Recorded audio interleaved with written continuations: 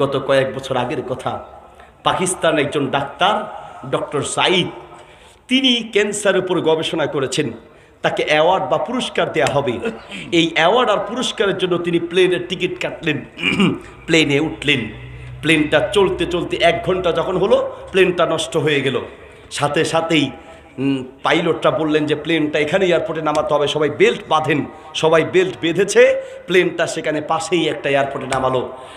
Doctor Saeed অবাক হয়ে তাড়াতাড়ি বললেন যে এই প্লেন কি আজকে যাবে না? বলছে না, এটা যাওয়া সম্ভব নয়। তিনি ইমিগ্রেশন কাউন্টারে গিয়ে জিজ্ঞেস করলেন পরবর্তী কোনো ফ্লাইট আছে কিনা, আমার তো অ্যাওয়ার্ডের অনুষ্ঠানে পৌঁছাতে হবে।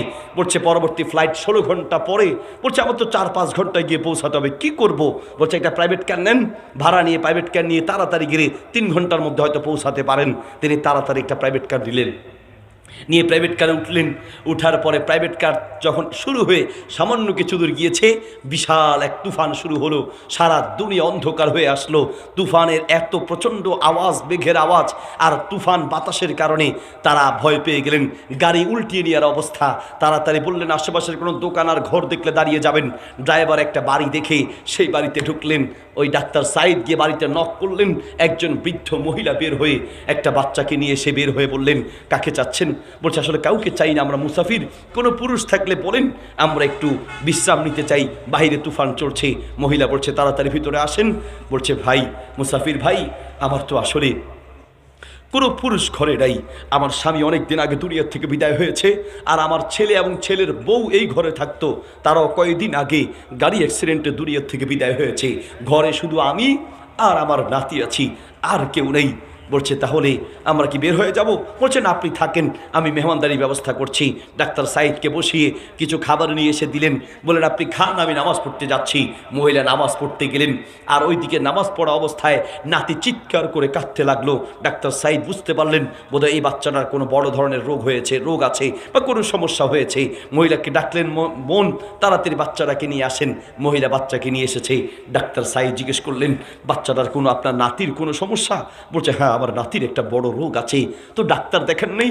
বলছে আমাদের দেশের সব বড় বড় ডাক্তার দেখিয়েছি, কিন্তু ডাক্তাররা বলেছে এই চিকিৎসা আমাদের এখানে নেই, একে নিয়ে পাকিস্তানে যেতে হবে, পাকিস্তানের ডাক্তার দেখাতে হবে। বলে কি রোগ? বলছে তার একটা ক্যান্সার। তো পাকিস্তানের কথা বলেছে? বলছে হ্যাঁ, কারণ এই রোগের চিকিৎসা এখানে ব্যবস্থা নেই। পাকিস্তানের একজন ডাক্তারের কথা বলেছে, তার কাছে নিয়ে যেতে পারলেই আমার নাতিটা সুস্থ হবে। মহিলা বলছে আমি বৃদ্ধ মানুষ, বুড়ো হয়ে গেছি, আমি কি করে এই বাচ্চাকে সে ডাক্তারের কাছে নেব? ডাক্তারকে তো আমি তার ঠিকানাও জানি না, মোবাইল নাম্বারও নাই।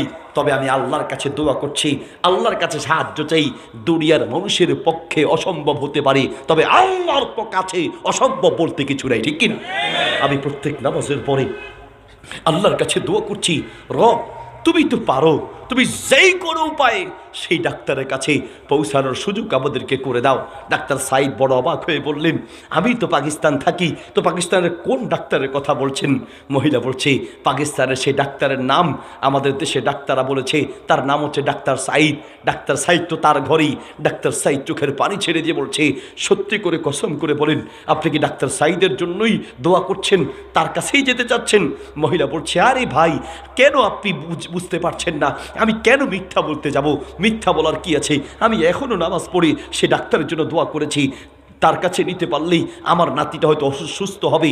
আমি কীভাবে পৌঁছাবো, এই জন্য আল্লাহর কাছে দোয়া করছি।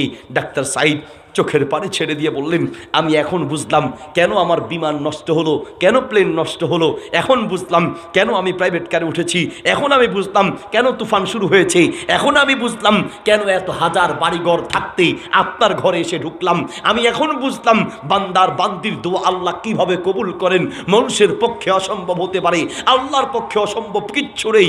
আপনি যে ডাক্তার সাঈদের জন্য দোয়া করছেন, সেই ডাক্তার সাঈদের কাছে আপনাকে যেতে হয় নাই, ডাক্তার সাঈদকে ঘুরিয়ে ঘুরিয়ে আল্লাহ আপনার বাড়িতে এনেছেন।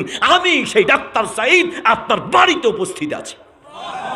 আমি সেই ক্যান্সার বিশেষজ্ঞ,